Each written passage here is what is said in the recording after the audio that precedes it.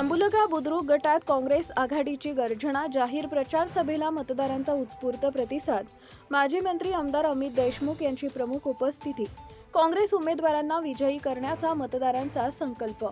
जिल्हा परिषद व पंचायत समितीच्या सार्वत्रिक निवडणूक 2026चा प्रचार आता शिगेला पोहोचलाय. या निवडणुकीच्या निमित्तानं राजकीय पक्षांच्या कॉर्नर बैठका आणि जाहीर सभांनी वातावरण ढवळून निघालंय.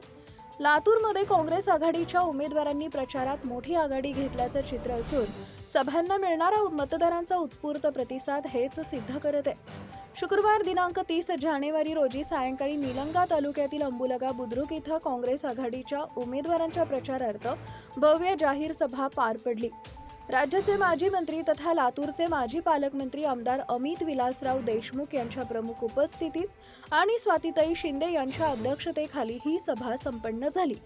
यावेळी अंबुलगा बुद्रुक जिल्हा परिषद गटाचे उमेदवार पंकज शेळके, पंचायत समिती गणाचे उमेदवार हिरालाल माणिक कांबळे आणि केळगाव पंचायत समिती गणाच्या उमेदवार उषाबाई राजकुमार सोमवंशी यांच्या प्रचाराचा शुभारंभ श्रीफळ वाढवून करण्यात आला. ही निवडणूक लातूरच्या अस्मितेची लढाई. आमदार अमित देशमुख सभेला संबोधित करताना आमदार अमित देशमुख म्हणाले की आज राष्ट्रपिता महात्मा गांधी यांची पुण्यतिथी आहे.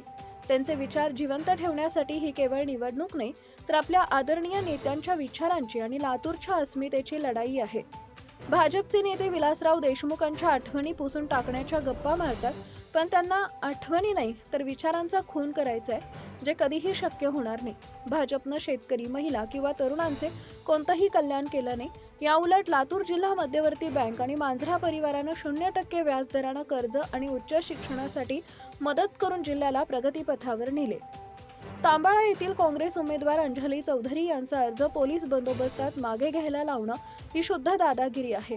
हे लोक लातूरचा बिहार करू पाहतायत असं सांगून विरोधक आता रेल्वे आणण्याच्या भूलथापा देत आहेत. रेल्वे कोच फॅक्टरीसाठी आम्ही जमीन दिली, पण स्थानिक तरुणांना अद्याप रोजगार मिळाला नाही. भाजपला फक्त फेकाफेकी चांगली जमते असं सांगितले. आज प्रशासकीय राजवटीत प्रत्येक कामासाठी पैशांचं वजन ठेवावं लागतं. भ्रष्टाचार मुक्त आणि स्वच्छ कारभारासाठी काँग्रेस आघाडीला बहुमतानं विजयी करा.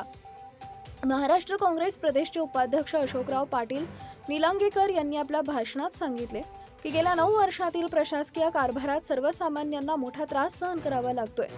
आता न्यायालयाच्या आदेशामुळे निवडणुका होत असून परिस्थिती बदलण्याची हीच खरी संधी आहे.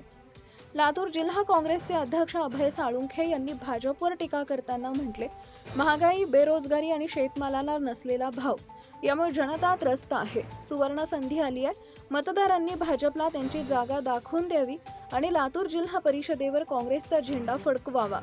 या सभेत चक्रधर शेळके, पंकज शेळके आणि शिवाजीभाऊ शिंदे यांनीही आपली मनोगते व्यक्त केली.